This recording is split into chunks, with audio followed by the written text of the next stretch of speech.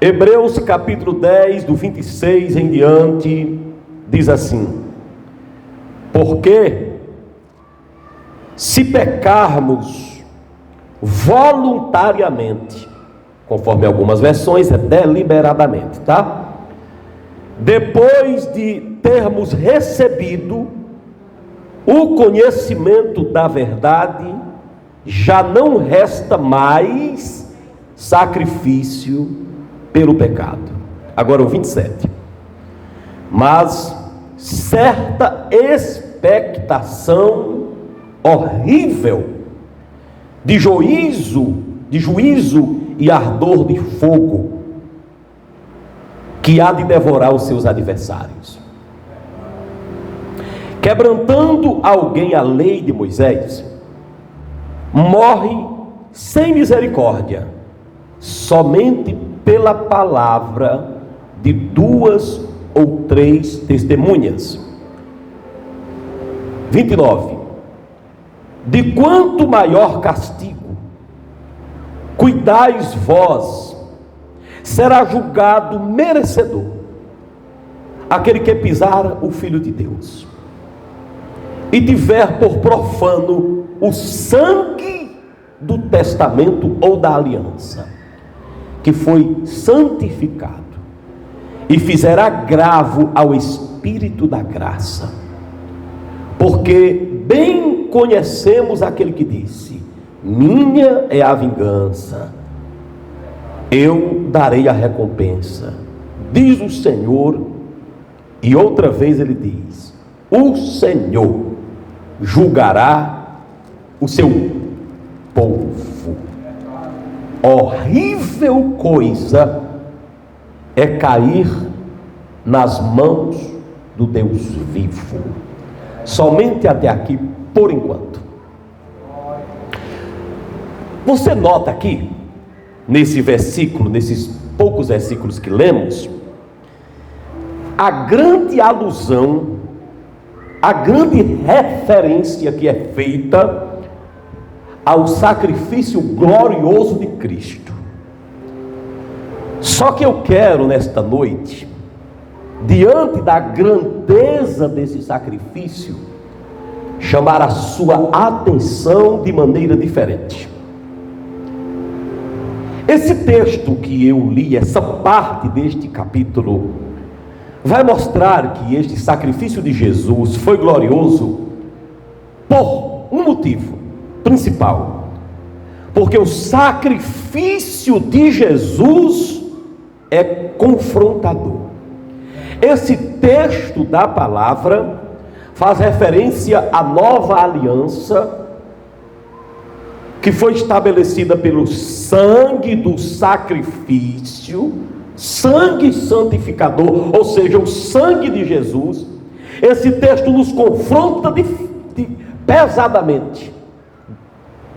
E o confronto de Deus aqui nesse texto, nesta noite, preste atenção, é o seguinte, é da seguinte forma: o meu filho foi à cruz e ofereceu um sacrifício perfeito, um sacrifício capacitador, um sacrifício excelente, um sacrifício glorioso. Só que eu quero lhe confrontar da seguinte maneira. Deus está nos dizendo assim, em outras palavras nesse texto: meu filho pagou os teus pecados, meu filho te absorveu dos teus pecados, meu filho te libertou dos pecados que te condenariam. Então agora, cuidado, porque se você escolher, escute bem, se você escolher viver uma vida na prática do pecado, você vai experimentar como é horrível cair na mão do Deus vivo. É isso que o texto está dizendo. Tome conhecimento, já que meu filho veio e eu precisei o abandonar na cruz, eu precisei deixá-lo sofrendo só por algum momento, já que ele sofreu tanto para pagar teus pecados. Se você escolher viver uma vida deliberadamente no pecado, e eu digo já o que significa deliberadamente. Se você escolher viver na prática do pecado, então prepare-se para enfrentar o Deus vivo. E eu vou logo lhe adiantando, Deus está dizendo em sua palavra, é horrível isso. Muitos de vocês, era como se Deus estivesse falando, eu estou traduzindo, Deus está querendo dizer o seguinte: muitos de vocês vivem com medo do diabo, sendo que o diabo não tem tanto poder assim. Você quer provar como é difícil ter um inimigo? Não é ter o diabo como seu inimigo, difícil é me ter como seu inimigo. O pior inimigo não é o diabo. Não é horrível coisa cair na mão do diabo. Horrível coisa é cair na mão do Deus vivo. Eu estava falando alguma coisa dessa natureza recentemente, numa visita que eu estava fazendo num bairro aqui em Brejo Santo. De repente muita gente se juntou ao redor para ouvir a palavra do Senhor. E de repente o Senhor ia saindo da casa, ia pegar a sua moto. Ele viu quando eu estava lá na calçada dizendo, explicando para aquele pessoal que estava ali: olha, o pior inimigo não é o diabo, o pior inimigo é Deus. Ele se levantou com uma ira tão grande, porque ele não entendeu. Ele entendeu que eu estava dizendo que Deus é ruim, que Deus é mau. Ele não entendeu que ele pegou só a segunda parte. Deus é o melhor amigo, Deus é o melhor ser. Não existe maior amor do que ele teve. Mas também tem uma coisa: é fogo vingador. Esse texto está nos advertindo, nos confrontando. Você vai preferir viver na prática do pecado? Pois agora, já que meu filho morreu, eu não aceito. Eu nunca aceitei, agora é que eu não aceito mesmo. Eu não aceitava o homem viver pecando na antiga aliança, que morriam os animaizinhos, que não podiam libertar ninguém. Muito menos aceito agora que meu filho fez o sacrifício definitivo. O sacrifício do meu filho foi definitivo, então sua fé tem que ser definitiva, sua moral tem que ser definitiva, sua prática de vida tem que ser definitiva. É sim, sim, e não, não. E se passar disso, o maligno entra. Olha só, aí a gente entende o que é cada texto da Bíblia, quando você vai descobrindo essas coisas profundas. Agora volta para o texto para você ver, comprovar tudo o que eu falei. Vamos lá, ele começa assim, preste atenção. Porque se pecarmos voluntariamente, tem algumas Bíblias que podem trazer a tradução deliberadamente. Tem algumas traduções, alguém talvez tenha essa tradução aí, que é a mesma coisa de voluntariamente. Tem alguém? Muito bem, depois de termos recebido o conhecimento da verdade, já não resta mais sacrifício pelo pecado. Preste atenção, o que é que ele está dizendo aqui? Vou ler novamente, compassadamente, para você entender. Porque se pecarmos voluntariamente, depois de termos recebido o conhecimento da verdade, já não resta mais sacrifício pelo pecado. Repita essa palavrinha comigo: sacrifício pelo pecado. Mais uma vez, sacrifício pelo pecado. Olha para cá para eu te explicar.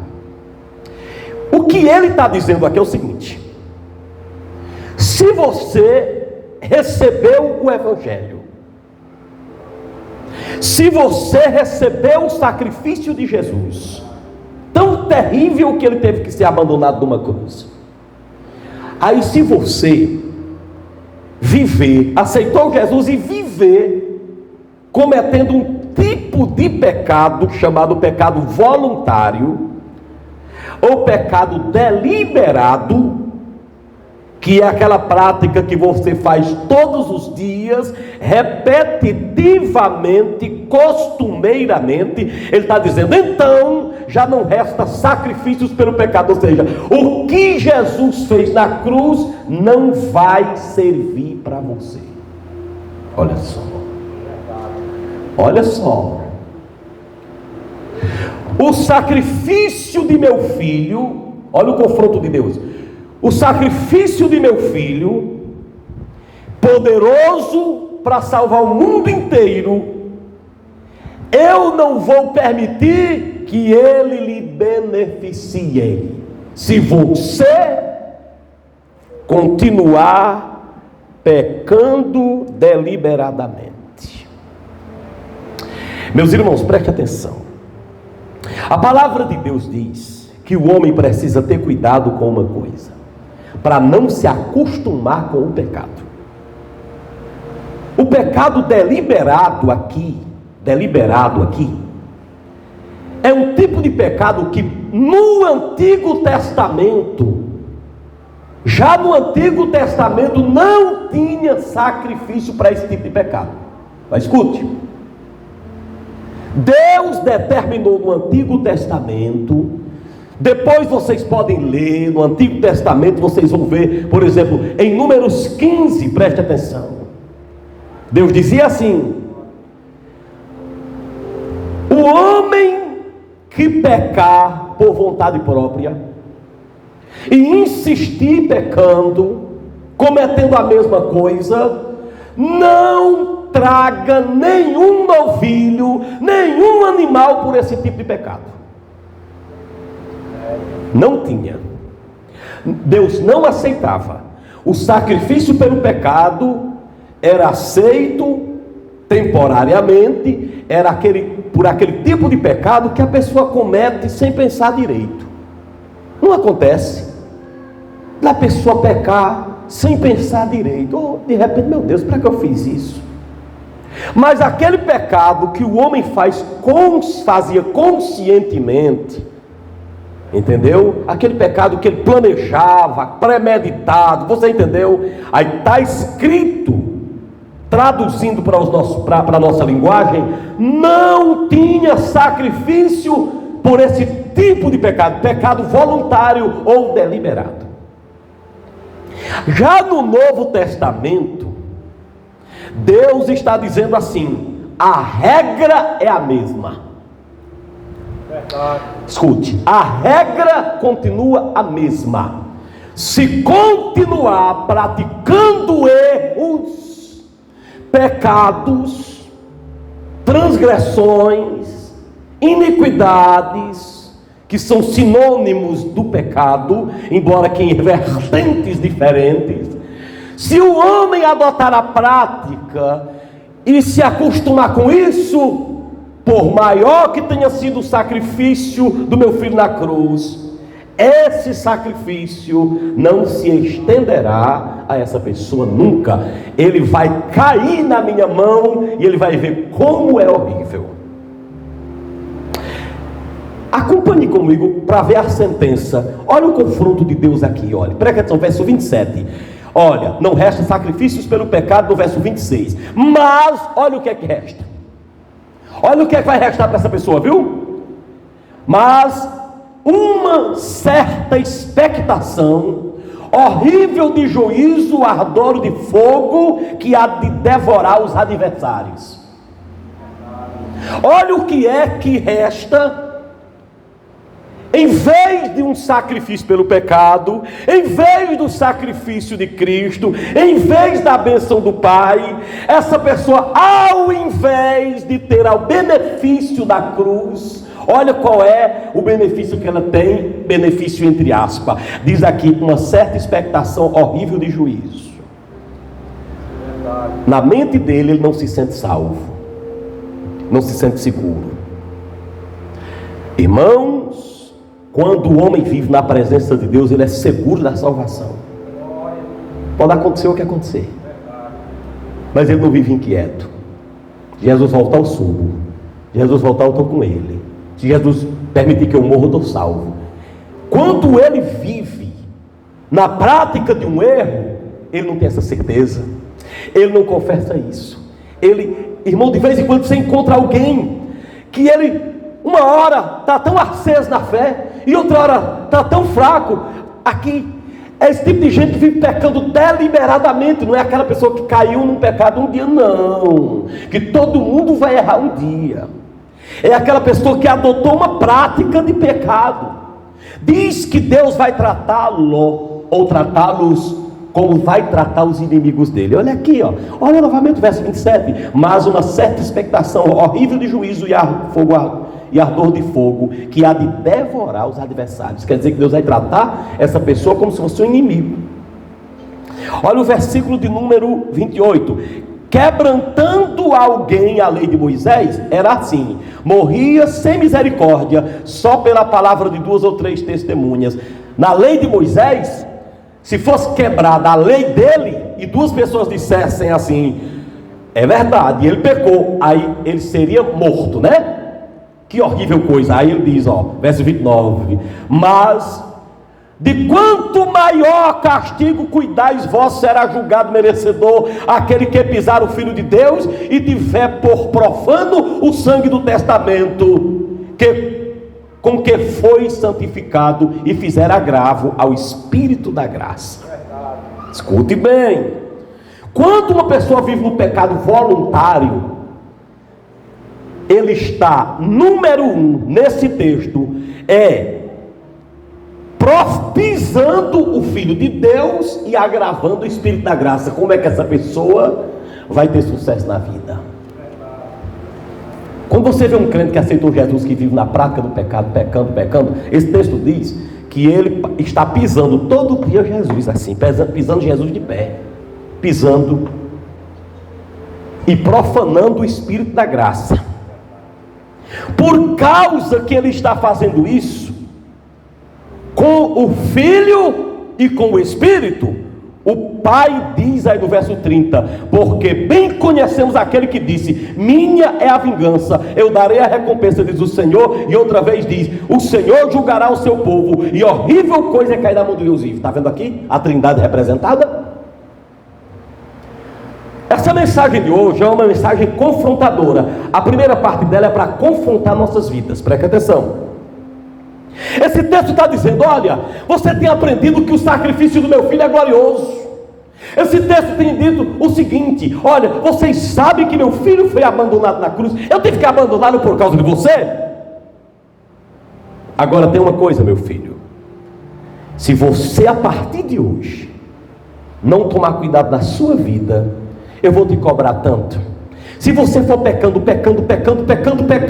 e não se importar com isso, então preste atenção uma coisa: você está pecando, não sabe a gravidade do que você está fazendo. Antes de meu filho morrer, não era bem assim, mas agora que eu tive que sacrificar meu filho e as minhas próprias vontades por sua causa, tome cuidado, porque o que você está fazendo é horrível. Porque número 1, você está pisando meu filho. Eu não aceito mais ninguém pisar meu filho. Meu filho já suportou muito por você. Em segundo lugar, você está profanando o Espírito da graça. E você sabe que esse pecado contra o Espírito da graça não tem perdão. Então aí, por causa que a pessoa pisa o filho e profana o Espírito, aí o pai se levanta e diz: você agora vai vir para a minha mão, eu vou lhe machucar e vou lhe tratar como um inimigo meu. Diga comigo: a palavra de Deus me confronta. Alguém disse essa semana, eu li, um autor escreveu: o Deus que não confrontar seu povo não é Deus. O Deus que não bate de frente com o seu povo e diz: é o seguinte, meu filho, você me escolheu mesmo? Você me escolheu? Então, meu filho, o preço foi alto para você ser salvo. O preço foi alto por causa de teu pecado. Agora, meu filho, eu te livro do teu pecado, mas não te livro de tuas responsabilidades. É um confronto. Não pise meu filho não, que eu lhe pego. Não profane meu espírito não, que você vai ver o que significa vingança. Eu vou vingar. Eu vingarei você. Eu lhe pegarei. Por isso que muitas vezes, irmãos, A pessoa passa por coisas que não sabe por quê. Bispo, mas todo mundo que passa por problemas é por causa disso? Não, esse é um caso sério. Não se pode pisar o Filho de Deus. Jesus já foi pisado demais, irmãos, há 2000 anos. Mas quando uma pessoa anda escandalizando a palavra de Deus, ele ali está profanando o Espírito da graça. Aí esse pecado não tem perdão. Jesus disse: tudo que o homem fizer contra o Filho, contra o Pai, mas contra o Espírito Santo não tem. Na hora que ele profana o Espírito da graça, aí ele vai enfrentar algo muito sério com Deus, na terra e do outro lado. Agora, qual é o contexto? Escute aqui, olha para mim. Qual é o contexto desse pecado deliberado? Você vai ver aqui. Quando você lê um versículo, por exemplo, 30, meu irmão, examine os 10 anteriores, os 20 anteriores. Aquilo que o pastor Arlen disse aqui, aquilo é muito sério. Examine o parágrafo inteiro, e não só a metade de um versículo. O parágrafo inteiro, ele se refere, o escritor, do contexto imediato anterior e posterior. Veja qual é o contexto imediato anterior a esses pecados deliberados. Preste atenção, existem pecados que a gente comete com mais facilidade. Você sabe que eu não tenho facilidade nenhuma de roubar a pessoa. Eu tenho 48 anos, nunca entrei na casa de ninguém para roubar. Esse pecado para mim é difícil de eu cometer. É muito difícil para a gente cometer esse tipo de pecado. Dá na doida e sai batendo na porta, quebrando a porta do povo, roubando televisão. É difícil. Por isso que ele não cita aqui roubo. Você sabe que é pecado de adulterar? Isso é difícil, não é fácil, não é toda hora não, não é todas as pessoas não. Tem pecado que a pessoa parece que tem mais medo. Mas tem uns pecadinhos pequenos, pecadinhos entre aspas, uns pecados mais fáceis, mais acessíveis. Presta atenção, ligam comigo, pecados acessíveis. Cuidado com esses pecados mais acessíveis. Roubo não é tanto, adultério não é tanto, porque incrivelmente não é. Não é. Agora existem os pecados mais acessíveis. E quais são aí? Os que estão alistados anteriormente, que eu já li nessa semana. Os anteriores, veja se não é. Olha, quando ele diz aí, versículo 26, olha: porque se vivermos pecando deliberadamente, porque está ligando aos versículos anteriores. Olhe quais são os pecados alistados. Vou ler novamente, que eu já li com vocês no outro dia. Versículo de número 22. Cheguemo-nos, pois, com sincero coração, em plena inteireza de fé, tendo o coração purificado da má consciência e o corpo lavado com água pura. Aí se fala de se aproximar. Meu irmão, se aproximar de Deus é uma exigência. Se afastar é um pecado. A pessoa aceita Jesus e não vive perto de Jesus, porque se ele estivesse perto de Jesus, ele orava, ele jejuava, ele fazia suas confissões de fé, sua prática de fé. Se ele estivesse próximo. Segunda coisa, versículo 23, retenhamos firmes a confissão da nossa esperança, porque quem prometeu é fiel. Retenhamos, guardar. A pessoa escuta uma coisa aqui, amanhã ele abre mão, esquece. Reter é uma exigência, não reter é um pecado. Olha o outro versículo de número 24. Consideremos-nos uns aos outros para nos estimularmos ao amor e à boa obra. Consideração um pelo outro. Olha que coisa acessível, desconsiderar um outro, desconsiderar um irmão, desconsiderar uma pessoa que a gente ama. Olha como é difícil, como é fácil desconsiderar a casa de Deus, desconsiderar a obra de Deus. Agora veja bem outra coisa, bem facinho de fazer, cometer, versículo 25: não deixando de congregar, como é costume de alguns, antes da demoestando uns aos outros, tanto mais quando vedes que o dia se aproxima. Está vendo aí, congregar? Esses pecados são tão acessíveis, porque Deus não alista aí, cuidado com o adultério, cuidado com a mentira, cuidado com a farra, cuidado com a roubo, porque esses pecados são fortes, mas geralmente a pessoa tem um pouquinho de vergonha de fazer. Agora esses aqui não, esses aqui são acessíveis, mais acessíveis do que todos. deixar de considerar um irmão em Cristo, deixar de reter a palavra no coração, deixar de se aproximar de Deus e deixar de congregar. Quem deixa de congregar está pisando o Filho de Deus e profanando o Espírito da graça, e vai cair na mão do Deus vivo na terra para todo mundo ver. Deus está dizendo: o sacrifício de meu filho é confrontador. Agora, ele é glorioso, mas se você, depois que receber esse sacrifício, passar a cometer deliberadamente esses pecados acessíveis, serei seu inimigo. Escute, você vai cair em minha mão, eu vou desgraçar com a sua vida. A linguagem é essa. O sacrifício do meu filho foi grande, mas se você profanar o Espírito Santo que capacitou meu filho a isso, se você viver pisando meu filho, cometendo esses pecados, ei irmão, tu não vem mais para a igreja por quê? Aí inventa uma mentira. Aí está mentindo contra o Espírito Santo.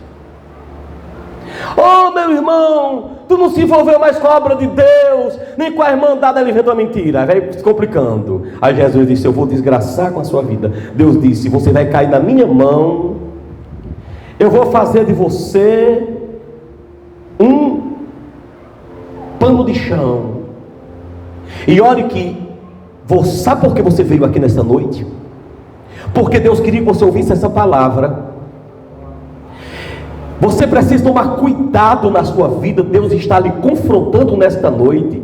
Esse tipo de crente, irmão, que diz que Jesus é o seu Senhor, Jesus morreu por ele, Jesus morreu para lhe salvar, Jesus morreu para a sua vida, pelo seu pecado, mas ele não se aproxima de Deus através da oração e da leitura da palavra. Ele não retém no coração a palavra de Deus, porque vive praticando qualquer coisa todo dia, então a palavra não está retida no coração. Ele não considera os outros irmãos em Cristo, pelo contrário, ele fala dos irmãos em Cristo, critica os irmãos por tudo e por nada. Quando ele precisa de uma coisa e ninguém chega, ele fala, e todo mundo precisa dele, ele não chega. Aí no fim de tudo ele deixa de congregar. A Bíblia diz: tu vai cair na minha mão, e é horrível você cair na minha mão.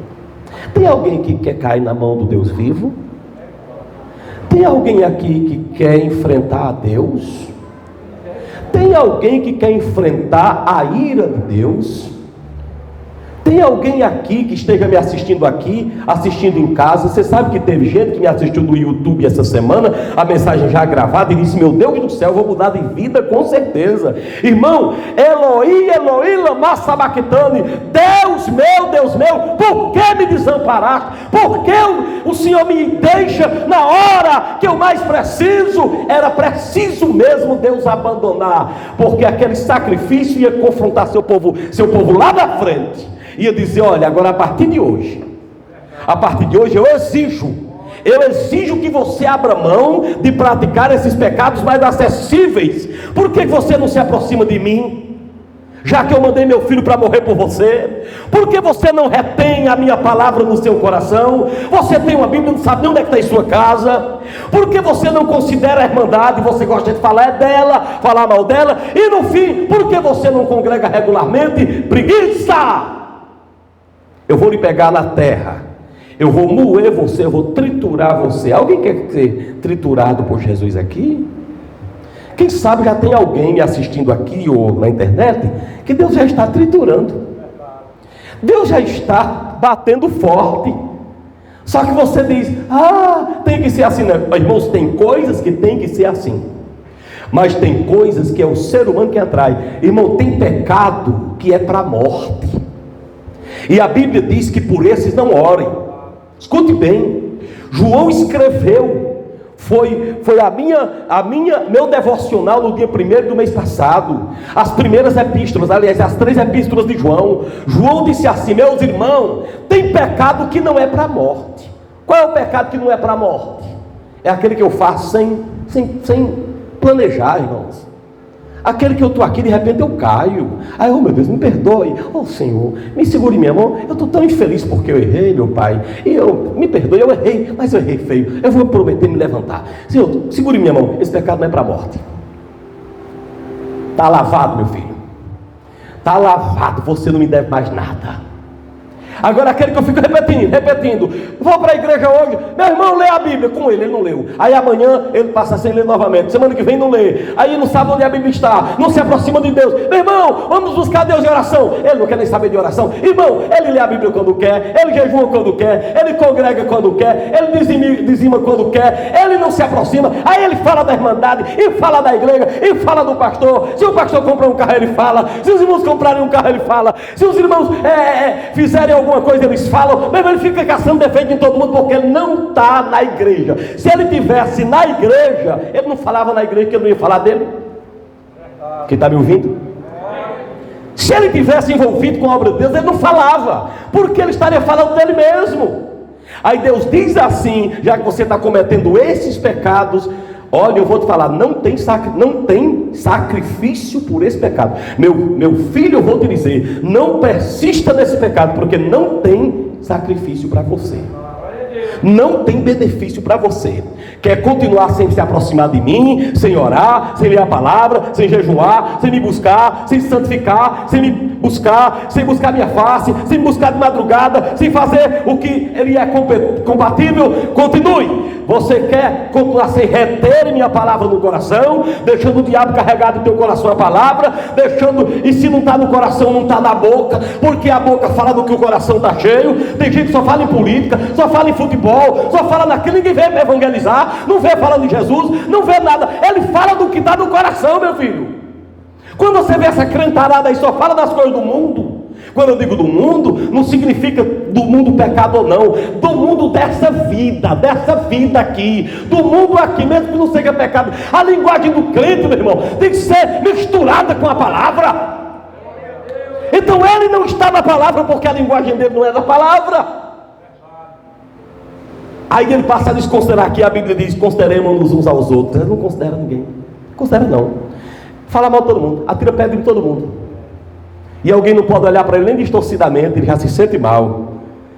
Ele é tão frágil, mas não olha que ele tem pisado tanta gente. Aí por conta disso, ele perde o desejo de estar na casa de Deus. Aí ele bota dificuldade, eu não vou por causa disso, eu não faço por causa disso. Um mês sem ir na igreja? 2 meses sem ir? 1 ano sem ir? É mentira, rapaz. Você está mentindo contra Deus. Você está mentindo, deixa de ser mentiroso. Diga lá que não vem porque não quer. Diga lá, pelo menos aprenda isso. Diga lá que não vai porque não quer, rapaz.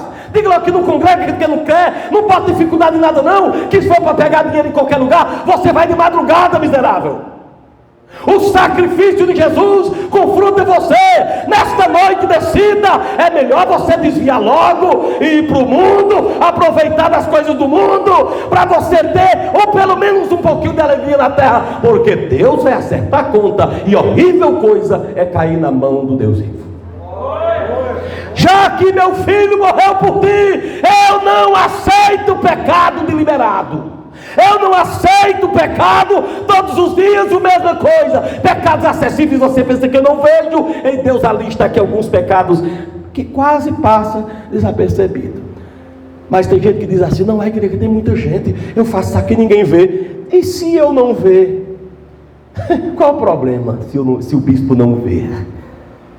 A questão não é se o bispo não ver, é Deus que está vendo.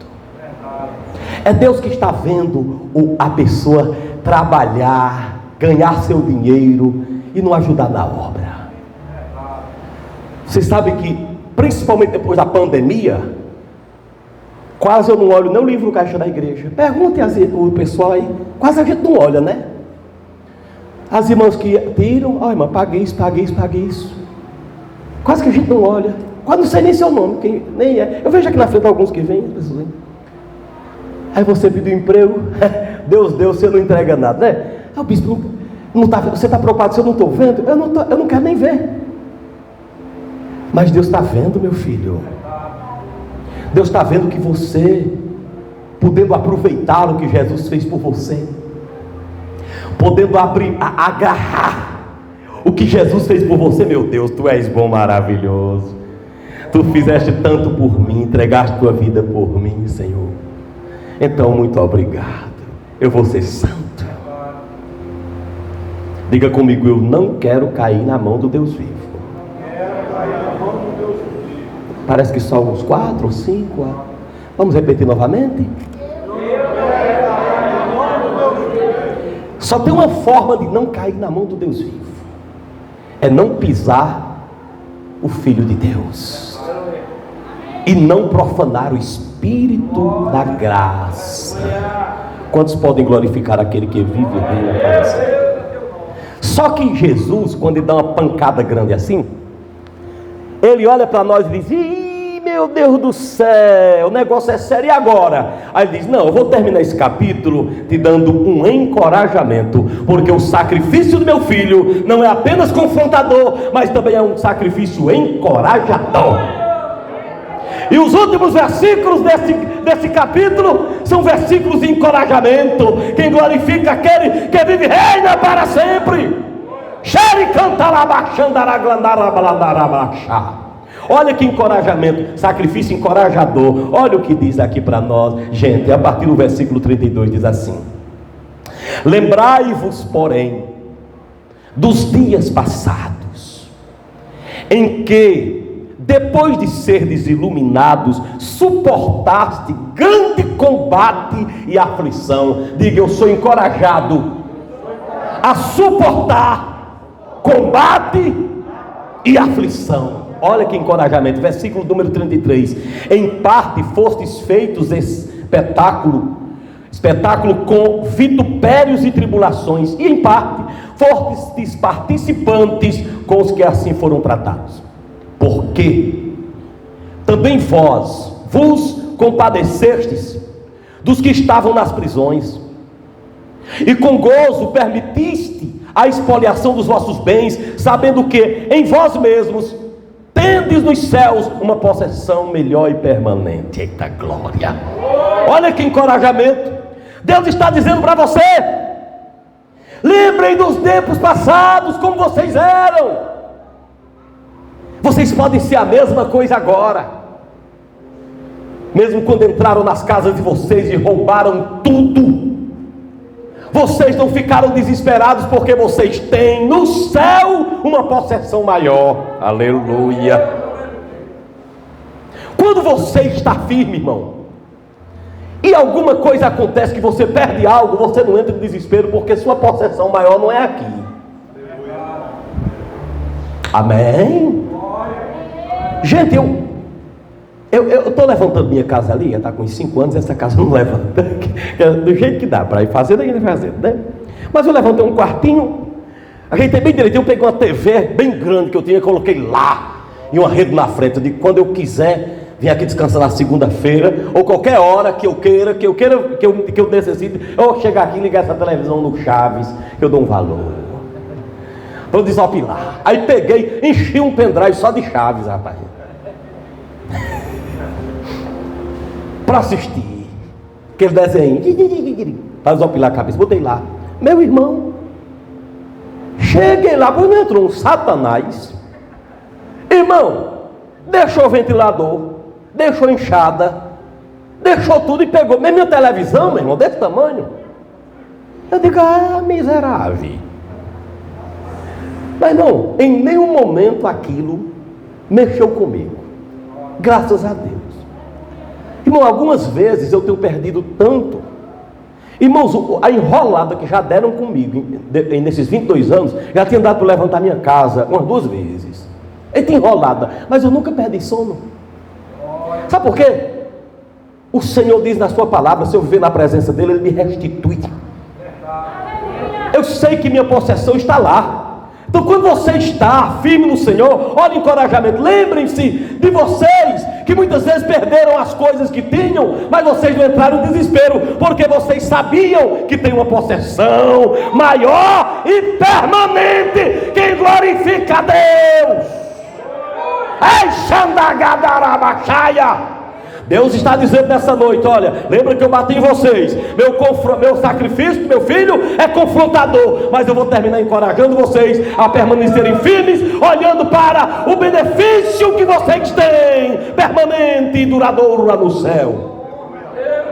Agora olha só o encorajamento, versículo 35: não rejeiteis, pois, a vossa confiança, que tem grande e avultado galardão.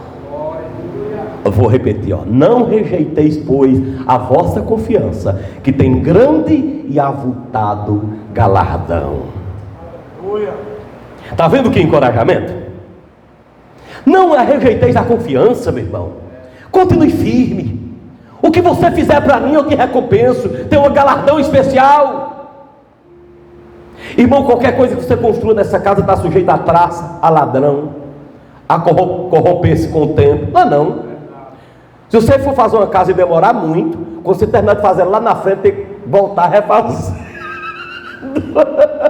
Não é não?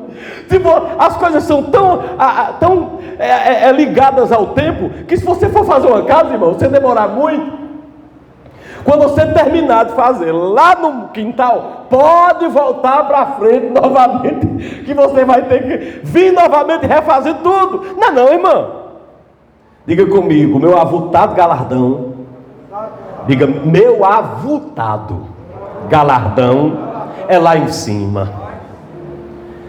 Avultado, grande demais. Alamanara glaçúria.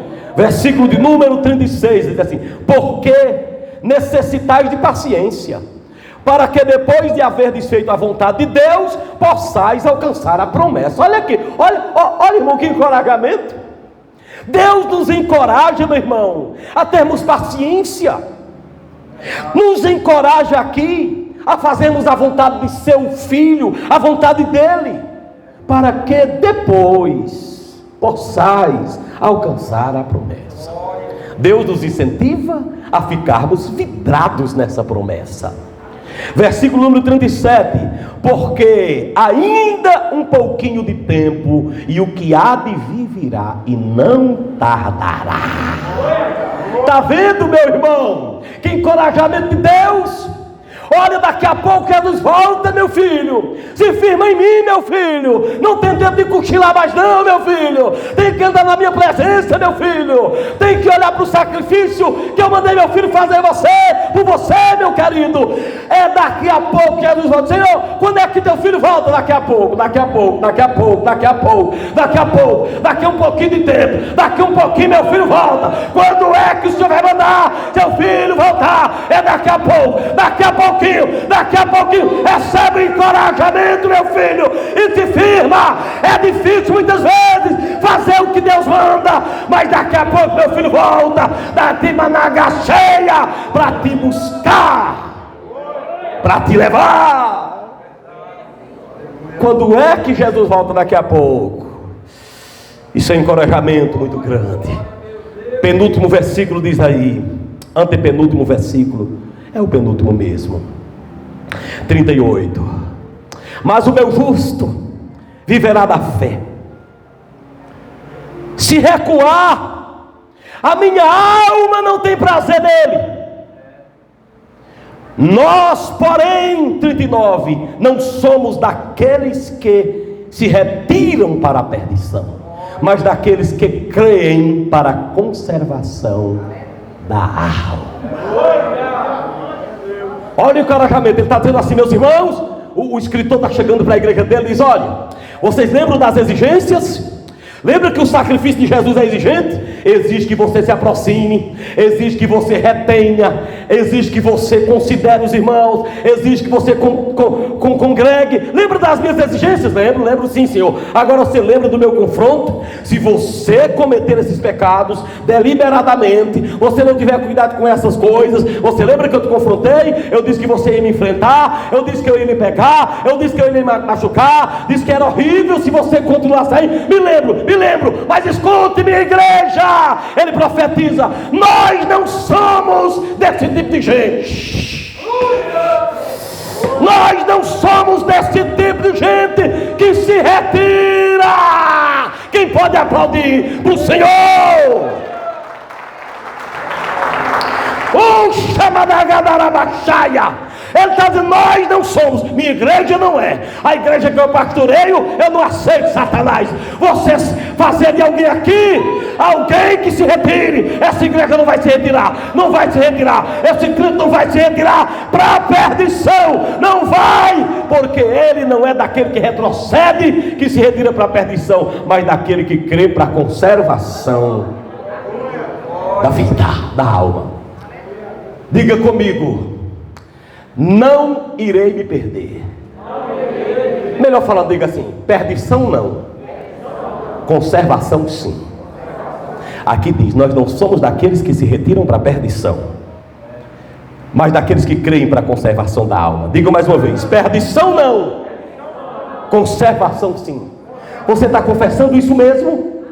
Perdição não, eu não aceito viver perdidamente, deliberadamente. Eu irei continuar crendo para conservar a minha alma, conservar a minha vida, conservar a minha comunhão com Deus, conservar a minha integridade diante de um sacrifício tão grande. Quem tem duas mãos? Quem tem duas mãos para glorificar, para exaltar aquele que vive e reina para sempre? Mais forte, igreja, aplaude a Jesus de Nazaré.